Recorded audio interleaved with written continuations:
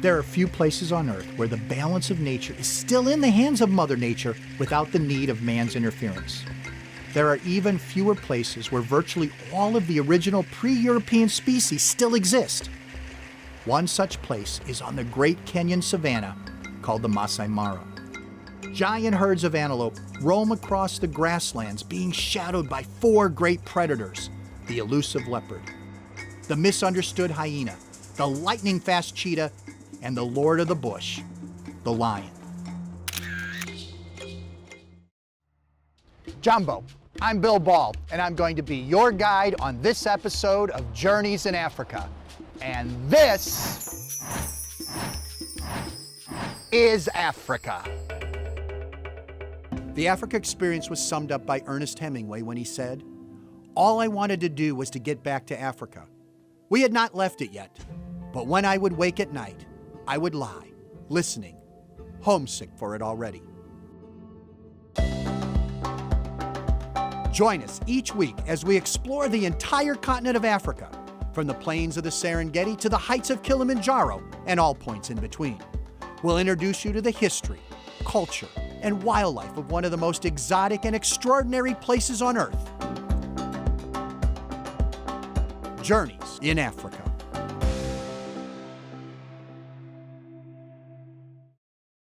The Masai Mara is located in East Africa in the southwestern corner of Kenya at the border of Tanzania. It is part of a much larger ecosystem that includes the Serengeti and Ngorongoro crater on the Tanzania side. The area of the Masai Mara is nearly 600 square miles, while the whole ecosystem covers over 12,000 square miles. That's nearly the size of Switzerland. There are two ways to access the Mara, as it is known. You could fly into one of the private airstrips, or as most people, you can drive. It is just a few hours from the gateway city of Nairobi and its international airport.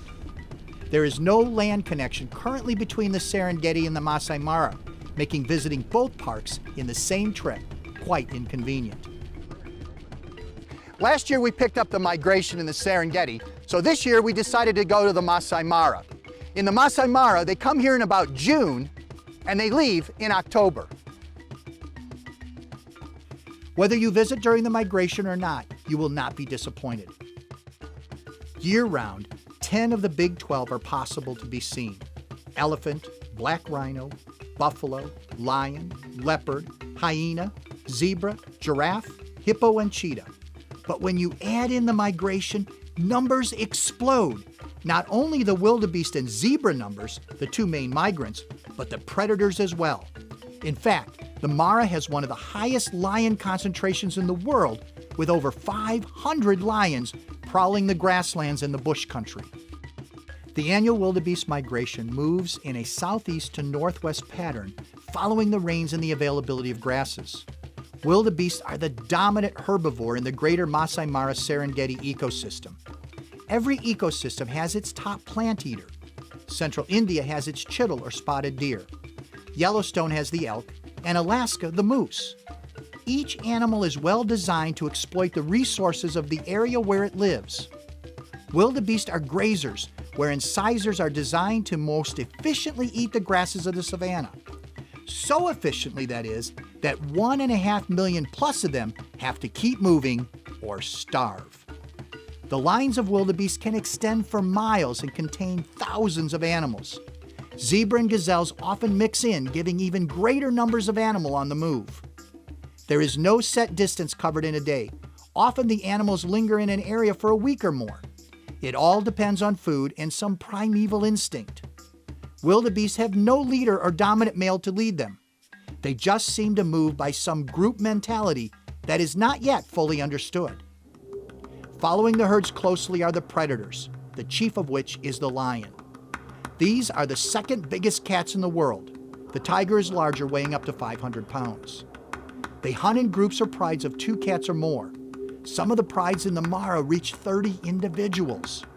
They hunt collectively for prey larger than themselves like zebra, buffalo, and of course wildebeest, especially during the migration. In captivity, lions have been known to live over 20 years, but in the wild, they are lucky if they make it to their 15th birthday. It is a difficult life being a top predator. Most, if not all, your prey can inflict a fatal injury, either from a jaw-breaking kick or a deep gouge from horns. Lions will also attack and kill each other over territory. Life at the top does not come without significant risks. During the non-migration months, food is scarce and starvation among the young and very old is not uncommon. But during the migration, there is a bounty. Lions hunt by ambush. It may be hard to believe that one large lion can hide in 2 or 3 foot tall grass without detection, let alone a whole pride of several cats. But that is exactly what happens. Watch carefully as lions seem to appear and disappear in the sea of blowing grasses on the Mara. This hard-to-capture footage demonstrates the ability of lions to literally vanish before your eyes. When they smell or see prey approaching, they wait for that right moment and bam! They strike. Here, for instance, out of nowhere is a male. Lions will often lie in wait in a semicircle pattern so that the unwary is trapped once they stumble into the lion's lair. The other preferred hunting method is to stalk closely to the prey and make a last-minute close dash, hoping to catch their next meal distracted or off guard. We approach another lion pride and notice that their behavior is a bit odd for the daytime. Lions will take prey in ambush during the day. It's like a gift. But stalking is most effective at dusk or dawn. But it is the peak of the migration, and you've got to get it when you can. The male begins to move in a stealth mode. He walks and pauses. He doesn't want to draw attention. The wildebeest are on the move. They are not quiet and don't take many precautions when migrating. They have numbers, and that can be protection enough. The male lion enters the bush to attempt the ambush. The vultures are already in position, having seen the lions and the approaching wildebeest. We lose sight of the male. There has to be females nearby, but we don't see them. For a moment, I have an eerie feeling. A pride has to be around us, and yet, only one lion was easy to see. We see only trees. The wildebeest seem confused, running in both directions, and then they're gone. No sign of the lions. Something must have happened. So it was time to drive in the direction where the lions and the wildebeest would intersect. Now is the time to divert your eyes if you are a bit squeamish. I'll tell you when to look again. We found a lioness on a freshly killed wildebeest. It is the law of nature, survival of the fittest, and without making a kill, the lion could not survive. But it is still hard to watch the aftermath. The male was not in sight, which means there was a second animal taken that we did not see, or he had eaten earlier today, since males always eat first, despite the fact that most of the hunting is done by the ladies. This lioness seems in no hurry, which would not be the case in leaner months, when competition for food forces even lions to eat as much as possible in as short a period of time as possible. Oh, okay, you can look now. There's only one animal that can possibly drive a lion off of a kill, and then eat it themselves, and that's a hyena. Don't get me wrong, other animals can and do drive lions off of prey or move them out of their area. I've personally witnessed both buffalo and elephants do it, but they do it for personal safety. Only hyenas will attempt it for food. It takes a lot of hyenas to drive off even one lion, let alone a pride. But hyenas have large family groups or clans that can drive predators off their kills. Leopards and cheetahs are no match, especially when the cats are dining alone. The Masai Mara researchers are studying the territory and feeding habits of its hyenas and are radio collaring some individuals. The collars do not seem to interfere with the animal's life and automatically fall off after a predetermined time period. Hyenas are special animals. Despite their reputation as a cowardly scavenger, they are now known as efficient and prolific hunters. In fact, the largest number of wildebeest young are taken by hyenas, not lions or leopards. They weigh up to 180 pounds and have the strongest jaws of any predators, giving them the ability to chew through bones for the marrow inside. They tend to live longer than lions, sometimes making it to the age of 20. Recent studies have found that half of the hyena's diet is by their own kills. That is not far off from some lion groups that scavenge leopard and cheetah kills. Hyenas are built for endurance, with their strangely shaped bodies where they literally slope downward. When making a kill, they scatter a herd and select an individual that they chase until it's exhausted. Hyena can run for miles, wearing prey down like no other predator. Predators from lions and hyenas are not the only worry for wildebeest. The river crossings pose a great threat for a number of reasons. First, wildebeest do drown. In the mad rush to cross a river, some don't make it. Others are caught by crocodiles, another mega predator, while some are hurt in the scramble down or up the bank and break a leg, a fatal injury. Though the wildebeest are not the smartest hoofed animals, they do recognize the danger of river crossings and play out an age-old ritual before making the commitment. The wildebeest will gather at the river's edge in ever-increasing numbers. They hesitate, move forward, then retreat back, and then freeze. To see a river crossing is one of the highlights of the Mara experience, and many safari goers dedicate the better part of a day to the off chance that it happens. I wanted to find out the odds of a crossing happening, so I asked our local guide, Dowdy, a few questions about his many years of living and guiding in the Mara. How often do they cross across the river? Is it daily or just once in a while? You find it for the wildebeest. Let's say now when they're coming, you know they can. The first times when they came from Serengeti, come down here to Mara. So the first day, the first times, let's say the first week, they usually be relaxing first of all, and then later they can just like crossing almost each and every day. But there's no specific time. Like so many others, we wait for the wildebeest to gather in large enough numbers that they often push those in front down the bank. The initial first few over the bank trigger the others to follow, and a crossing is made. The numbers are growing, but the movement is not consistently forward. We had heard reports that there had been a crossing the day before, so our hopes were high. June through August is the peak season for wildebeest to enter the Mara and cross the Mara River, which bisects the park. The banks can have an 18-foot vertical drop, but that does not deter the wildebeest. No one knows how many are lost crossing rivers, but the numbers can reach thousands. That's still a fraction of the 1.5 million that migrate. The more I watch the antelope, wildebeest are members of the antelope family, the more I'm sure that there will be no crossing today at the Mara River. The Mara River is not the only river in the park the wildebeest must cross on their epic journey, though it is the most spectacular with its 100-foot wide swim. Smaller river and tributaries can also give a sensation of the crossing, though with reduced risk to the animals. I know of one of those crossings, so we head in that direction. We seem to arrive just in time as a large wildebeest herd gather on the bank with a handful of zebra accompanying them. Again, they could turn back at any time and the photo opportunity would be lost.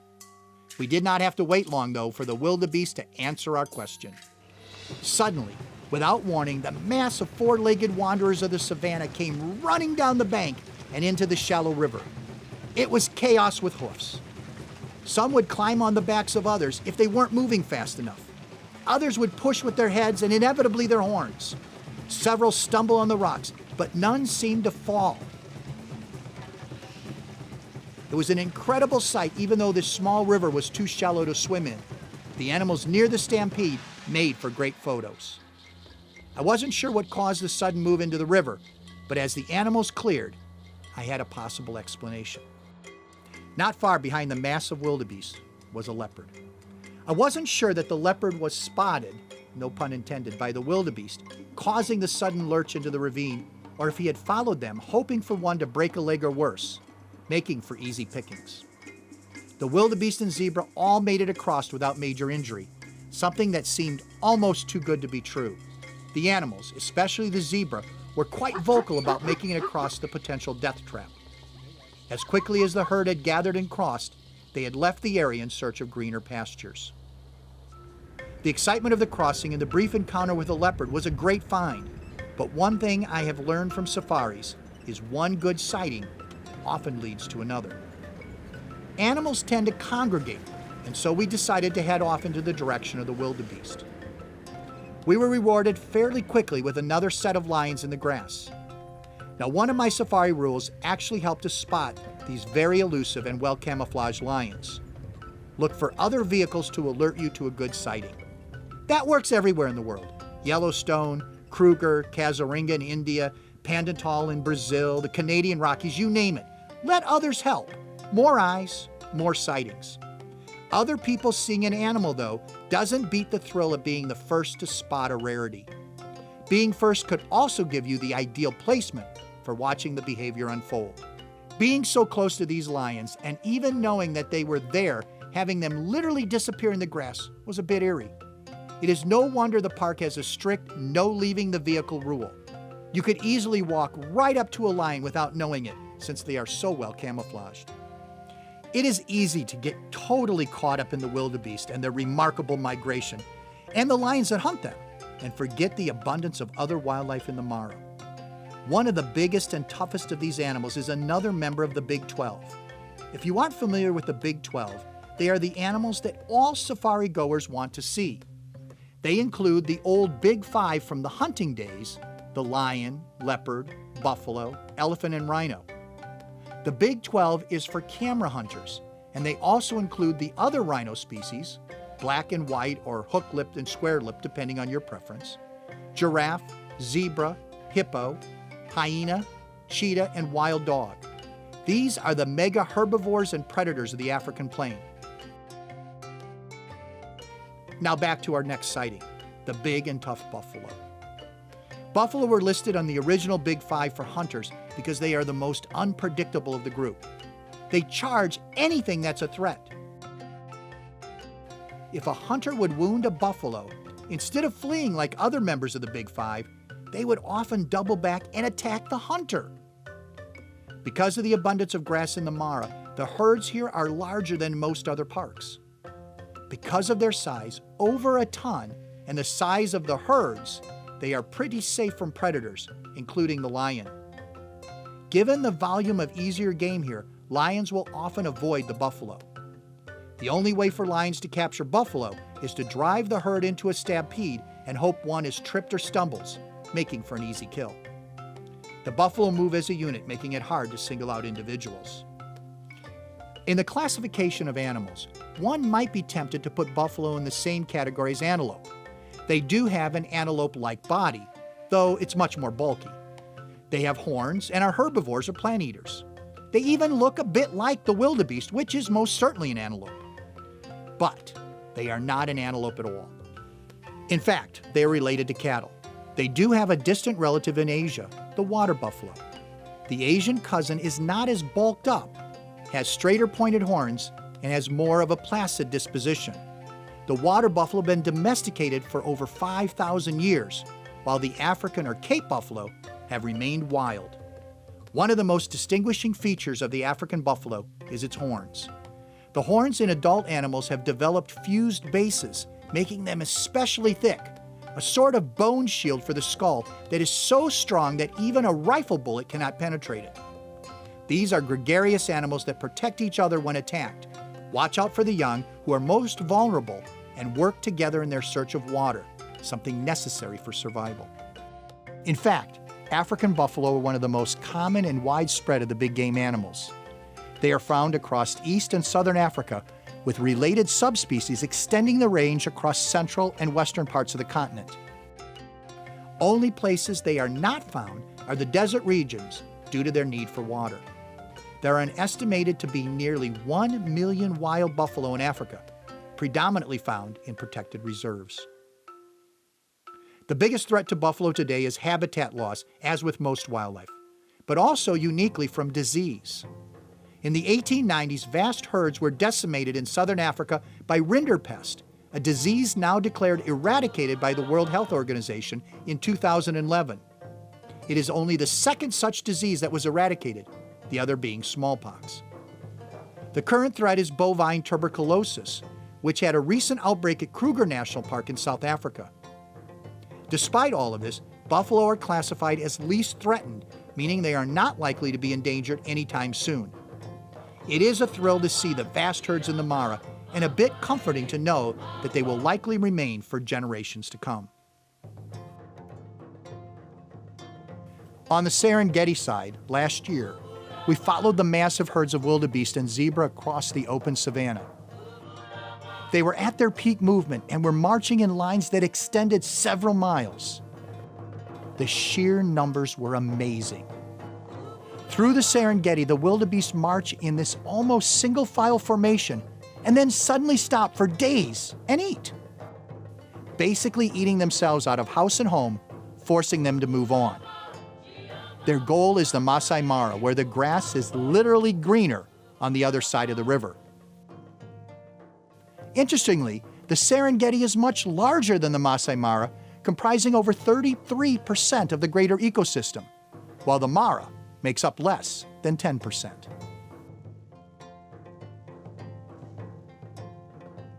Another big herbivore that is found in particularly good numbers in the Mara is the world's largest antelope, the eland.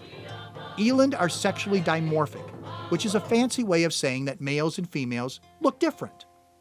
As in the case of many, though not all antelope, the males are bigger than the females. Males can exceed 2,000 pounds, while females usually hover around half that weight. Something that sets eland apart from other antelope and most other horned animals is that the female's horns are actually longer than the males, though the males do tend to be thicker. Eland are herd antelope, with some of the herds in the Masai Mara reaching into the hundreds. It is a good thing they travel in large herds and are the biggest antelope, which helps protect them, since they are also the slowest of the antelope. Their top speed is 25 miles per hour, or slightly faster than humans. Our sprinting record holders run a paltry 23 miles per hour compared to the king of sprinting, the cheetah, which can clock in at 55 miles an hour. Like a human sprinter, the eland will quickly tire at its top speed. Eland are more like marathon runners, able to run at 14 miles per hour, about half of their top speed indefinitely, which coincidentally is about the same speed as a record holder for the marathon. Eland are not considered endangered, though their numbers have been dropping. The International Union for Conservation of Nature, or the IUCN, has listed them as least concerned for extinction. The IUCN is the world's oldest and largest global environmental network, created out of the United Nations Education, Science, and Cultural Organization, or UNESCO, the same group that created the World Heritage List, which includes the Masai Mara. The Union for Conservation has over 1,000 governmental and non-governmental organizations as members and works with over 11,000 volunteer scientists in over 160 countries to monitor wildlife and the environment. They are headquartered near Geneva, Switzerland.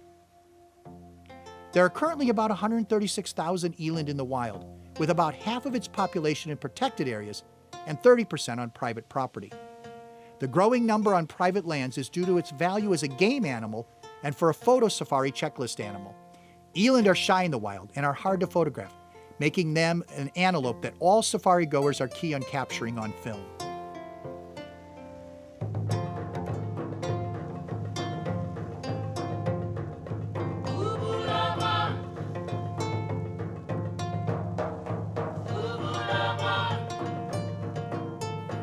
The Masai Mara is a game-rich area that has wildlife to suit all tastes. There is big game representing many of the Big 12, small game, and abundant bird life that will challenge even the most ardent birders. The size of the park at first seems manageable, but you soon realize that it is one of the larger parks with rough dirt tracks and wildlife around every corner that one safari visit is never enough. We drew that conclusion early in our visit, and we knew we had to extend our stay. We had seen some incredible wildlife and should, by all accounts, be satisfied. But we wanted more. We got that ever so short glimpse of the leopard after the wildebeest crossing, and that compelled us to extend our stay to try to tell the leopard story, just as we have told the lion and the wildebeest story in this show. We knew that getting a good leopard sighting is tough, and we could only extend for another day and a half, but we had to try.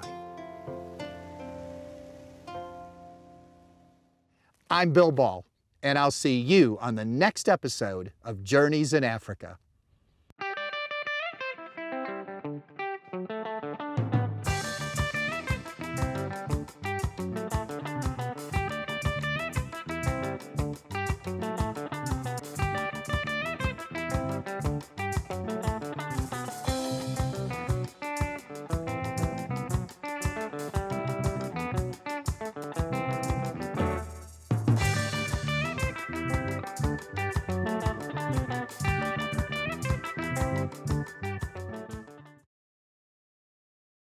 The Serengeti hosts one of the greatest concentrations of big game in the world, and yet, each year the numbers swell even more as the migration passes through. It is a sight every wildlife enthusiast should have on their bucket list. Join us as we give you an insight into visiting the greatest wildlife stage on Earth, Serengeti, the Great Migration.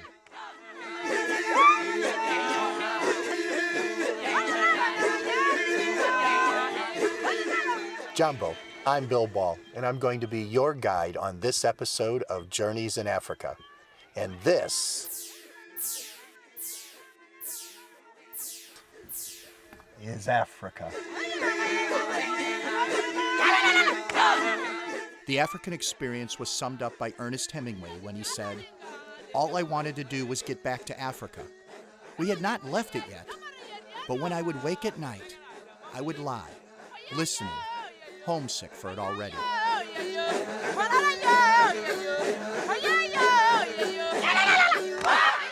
Join us each week as we explore the entire continent of Africa, from the plains of the Serengeti to the heights of Kilimanjaro and all points in between. We'll introduce you to the history, culture, and wildlife of one of the most exotic and extraordinary places on Earth. Journeys in Africa. The Serengeti is the most famous national park in Africa. All other national parks in the world are measured by the Serengeti. For instance, Lammer Valley in Yellowstone is called the Serengeti of America, and Kaziringa National Park is the Serengeti of India. The Serengeti is located in the northwest of Tanzania, bordering Kenya. It is part of a larger ecosystem that includes the Ngorongoro Conservation Area and the Masai Mara Game Reserve in Kenya. It is an astonishing 5,400 square miles, or slightly larger than the state of Connecticut. Not surprisingly, it is one of the largest parks in Tanzania and one of the largest in the world. The normal tourist route does Ngorongoro first and then heads to the Serengeti. Well, on the way to the Serengeti, we chose to go a different route, one that most people don't go, because we wanted to see this natural phenomena called the shifting sands. That pile of sand has been moving for hundreds of years across the floor of the Serengeti here as a unit, staying together. No one can really explain why. Some scientists hypothesize that it may be magnetic sand holding it together. These shifting sands, as they are rightfully called, are really ash particles from a volcanic eruption. The ash is so fine that it sticks together to form the dunes. The shifting sands are an example of what is called a crescent-shaped dune. This one is about 30 feet high and 300 feet following the curve. The predominantly easterly winds push it forward and shape the dune. The site is sacred to the Maasai, and only women are allowed to visit it. They give offerings by burying them in the sand.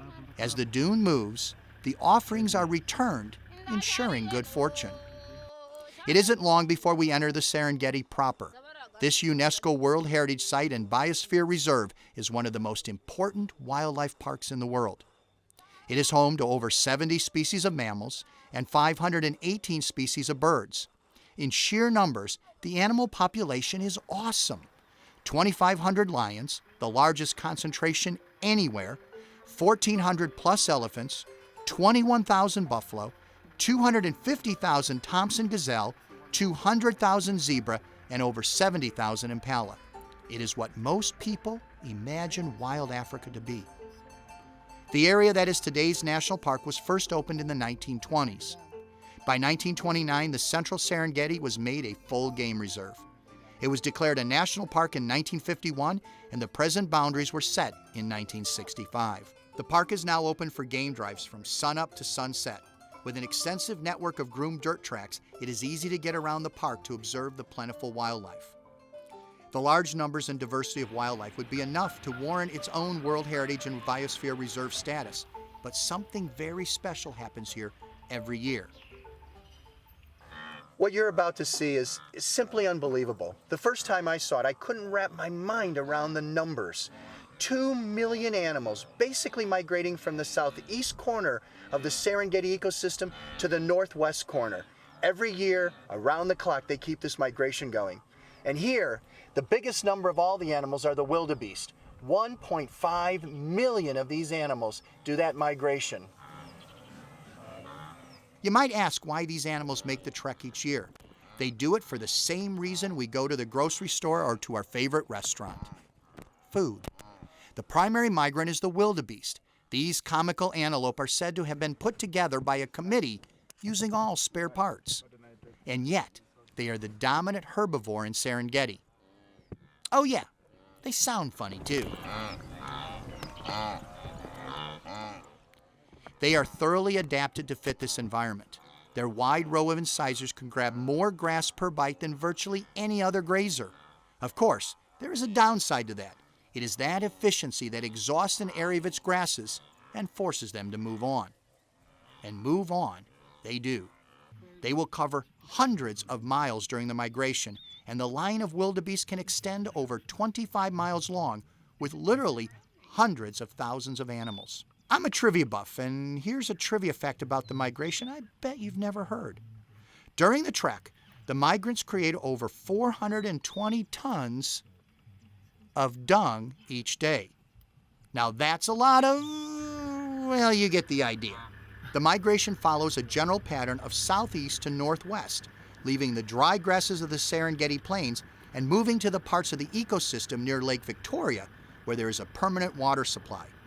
Generally, the migration begins in May and June, and by August, the vast majority has crossed in the Masai Mara in Kenya. The migration is not without its risks. At the river crossings into Kenya, many of the wildebeest are lost, some taken by crocodiles, while others simply drowned. It is a risk that they take to get to greener pastures. Of course, the wildebeest do not adhere to any boundaries, and many actually leave the protected areas and enter private lands, where they're again vulnerable. In November, as the rains return to the Serengeti, so do the herds. During the migration, an average of 8,000 young are born every day, and with the law of nature, many don't make it. One of the main reasons for the high mortality rate is the predators, who follow the herds looking for an easy meal. Surprisingly, the major predator of calves are hyenas. Hyenas are not only scavengers that we assume they are, but they're also efficient and aggressive hunters as well. They take many calves in the first 2 days, but rarely bother afterwards, since the wildebeest young quickly gain their legs and can run with the herd. To counteract the high predation rate after birth, wildebeest time their birthing so that 90% of the young are born within weeks of each other.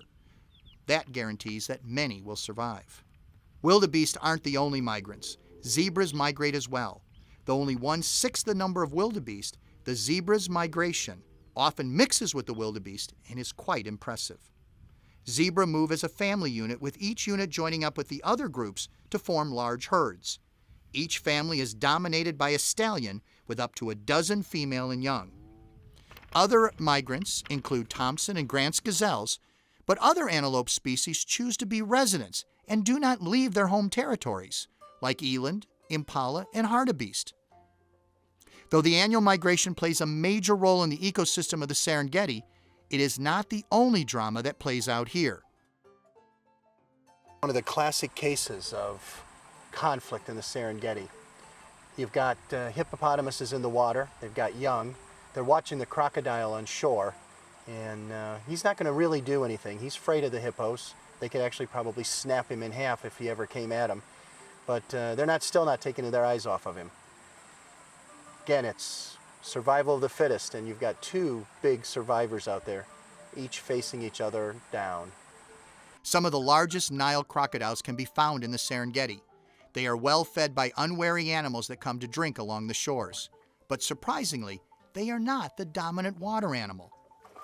That honor goes to the hippopotamus. Their name is derived from the Greek for water horse. Though they do spend their days in the water, they are no horse. Hippos are the third largest land animal in Africa. Only the elephant and white rhino are larger. Hippos can weigh up to 3 tons and are excellent swimmers. They can dive for 3 to 6 minutes at a time. It is rare to see them out of the water during the daytime. They overheat easily and need the water to stay cool. At night, though, they come out to feed on the grasses. They can travel several miles in a night and eat upwards to 200 pounds of vegetation. If you love hippos, and who doesn't, the Serengeti is the place for you. Here is one of the largest, most densely packed hippo pools anywhere in the world. We counted at least 120 hippos here in the short stretch of the Orange River. The males are very territorial, so it is rare not to see one without several scars on their back. Those teeth are nearly 1 foot long. Even people have to be wary around water, as hippos have killed more people than any other big animal in Africa. Waterways, though, are not just good for crocs and hippos, but birds are quite plentiful here as well. The variety of aquatic birds makes each little watering hole a birder's paradise. Here, cattle egrets mix with sacred ibis, Egyptian geese, and little egrets. But this is just the tip of the birder's iceberg. The Serengeti is also famous for its raptors, eagles, buzzards, kites, and falcons. They come in all sizes and take prey as small as a grasshopper and as large as a young antelope. Probably the most famous raptor in Africa is the vulture. Yeah, vultures are raptors. Hook, beak, and talons make a bird a raptor. They are especially important to the Serengeti because they are the cleanup crew and help prevent diseases by eating the last of a carcass's scraps. There are several species of vultures in the Serengeti with a pecking order, so to speak, of who feeds in what order. Sort of like garbage collection, yard waste, regular garbage, then recycling. But here, it's all recycling all the time. But the favorite bird in the Serengeti has to be the ostrich. This is the largest bird in the world. It has traded flight for size and strength. It is a member of the ratatite family, a whole family of flightless birds, though none are as tall as the ostrich. It seems that the largest and tallest are a key when it comes to Africa. The tallest animal in the world is also found in the Serengeti, the giraffe. The scientific name for giraffe basically describes it, giraffe camel-laripalis, which means as big as a camel, but spotted like a leopard. The Serengeti subspecies has the Masai giraffe, and it has irregular star-shaped spots that help it blend in with the mixed acacia savanna, typical for this area. Over 6,000 giraffe inhabit the park. They may look ungainly with those long legs, but those are weapons. One swift kick can kill their chief predator, the lion. And lions are what people come to see in the Serengeti, and you will see them. The Serengeti has one of the highest concentrations of lions anywhere. Even after the migration has left an area, resident prides stay to defend their territories while the nomadic lions follow the herd. Lions have been studied in the Serengeti for over 3 decades. This female has a collar that allows researchers to track her movements. With that information, park officials can influence policymakers about the needed size of parks to maintain territories that are large enough for lions to keep a viable genetic pool. Lion prides consist of a number of related females, be it sisters, mothers, daughters, or cousins, with their cubs, and a dominant male or sometimes brothers. The females do most of the hunting while the males defend the territory. Most of the time on safari, lions can be spotted when they're resting. They do most of their hunting under the cover of darkness.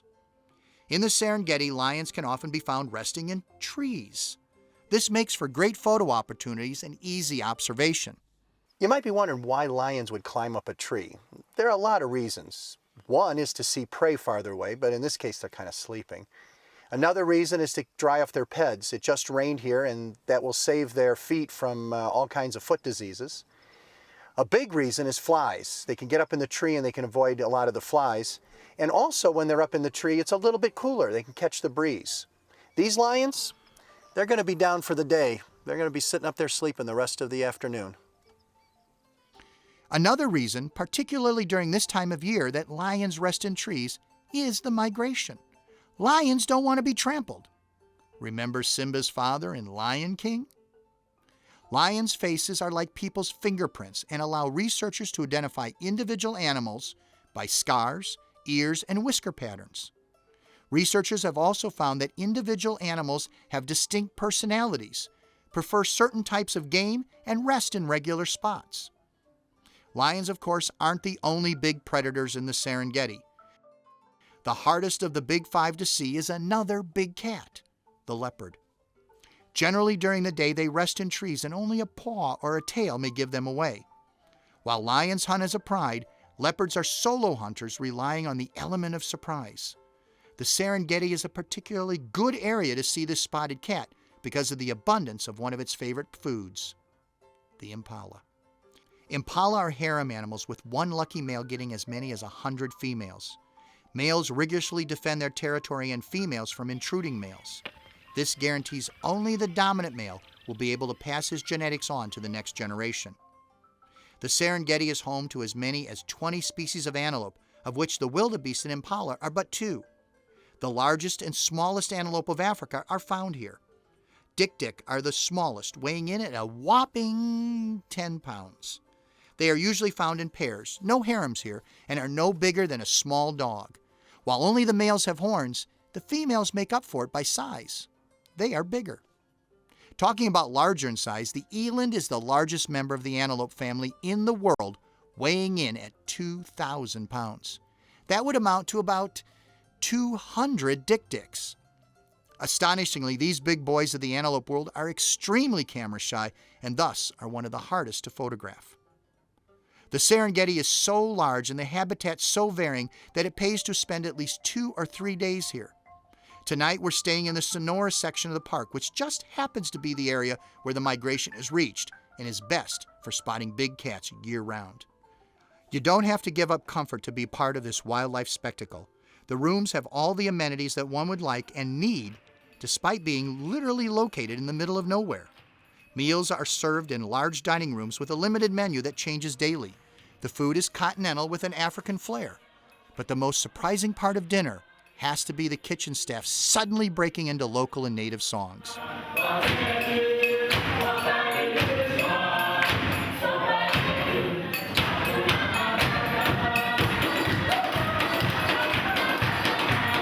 This is only one of the many unusual services offered in the Serengeti. Another is registering for a balloon trip over the Serengeti, a once-in-a-lifetime experience. One big hint here, either book the balloon trip before you leave home by contacting your tour provider, or be the first in line that evening before, even before the balloon company arrives to take the reservations. This sells out fast, and you don't want to be disappointed. The one drawback to the balloon trip? They start early. I mean, really early. The pickup from the hotel is around 4 a.m. The optimal launch time is dawn, so early it has to be. On the upside, there's a good chance to see wildlife on the way. This is the active time for predators. Upon arriving at the launch site, the first thing that strikes you is the frantic pace of the balloon workers. The window for a successful launch can be short, so it all has to go according to plan. Safety, though, comes first, whether you like it or not. So it's the safety talk before all else. When we stop, don't run away before I tell you, okay? Because if 2 people jumps out, we lose the weight. To watch a balloon launch is a beautiful thing. It is even better to be in the launch. It is actually a very easy experience to ride in a balloon. There are no bumps or jerky movements. You simply get a sensation of floating, which is what you're actually doing. The flight is very smooth, no rocking. The basket doesn't even swing at all. It is quite simply one of the most relaxing things you can do. And yet, when you're in a balloon over the Serengeti, the last thing you want to do is relax. From the vantage point of the air, you can see the world unfold below you. Hard to spot animals, like the cheetah, the fastest animal alive, can be seen. The vastness of the Serengeti is apparent as the balloon glides over the savannah. The balloons hold anywhere from 10 to 16 people. These are huge balloons. Most balloon companies and pilots in Africa are European-based, so the safety of operations is at the highest of Western standards. The early departure allows the sharp observer to see the nocturnal animals, like hyenas, end their shift to be replaced by the day crew. Even the more common animals, like giraffes, seem different from the air. Photo opportunities abound. After landing, a champagne breakfast awaits, and really, what could be cooler than toasting your journey in the middle of the bush? We have a tradition here in the Serengeti. Whoever catches the cork is the pilot for tomorrow morning's flight.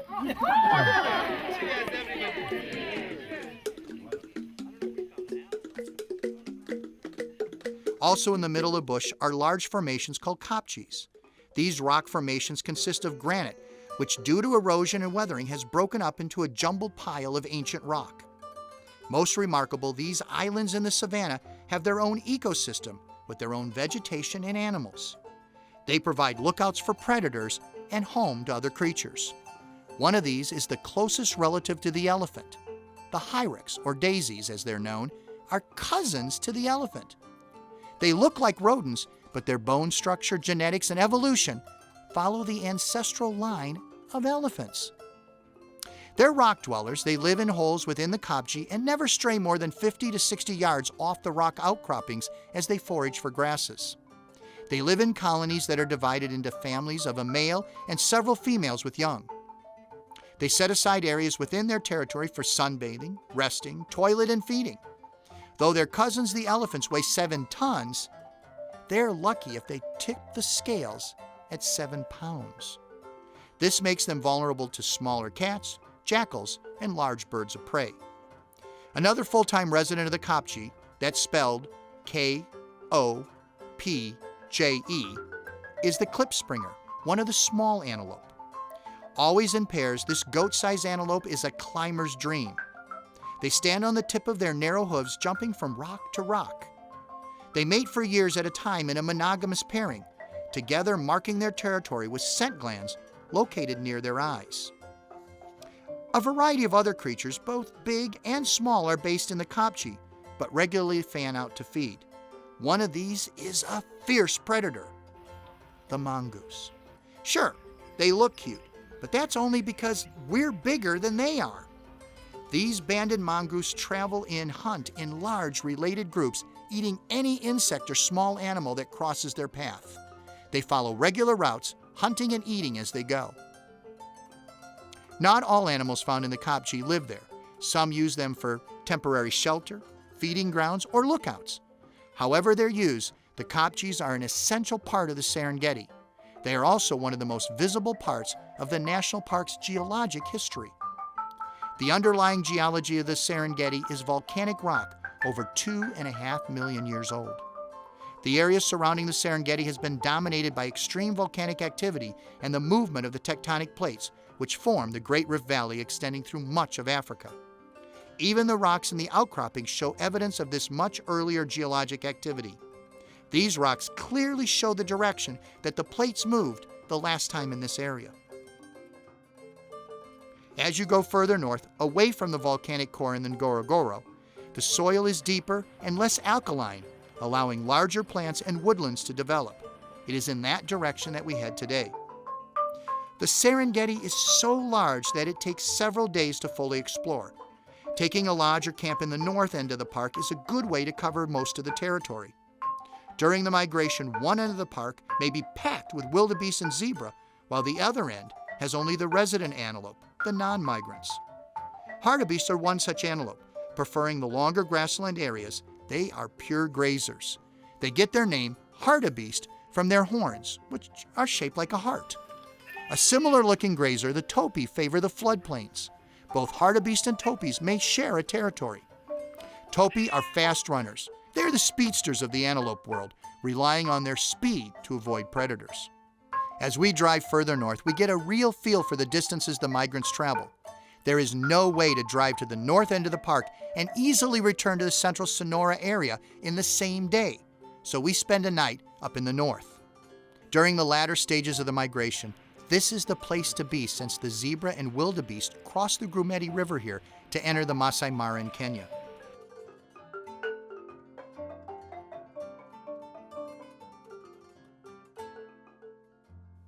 As the sun sets in the Serengeti, it means a welcome night for us visitors and a promise of another adventure on the great wildlife plains the next day.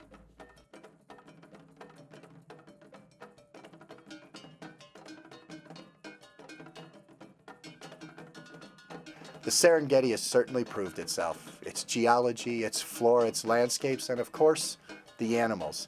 Not only did we see the migration, it was mind-blowing in its numbers, but we also saw those lions and, of course, the elusive leopard. Let's take a look at some of the highlights.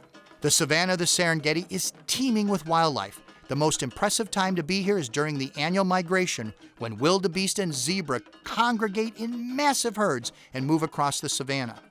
The predators are not to be outdone by these meals on wheels, or should I say hoof. They are many safari goers' highlight. Birders will not be disappointed by the diversity and sheer numbers of these beautiful denizens of the bush. I'm Bill Ball. Kwaheri, on the next episode of Journeys in Africa.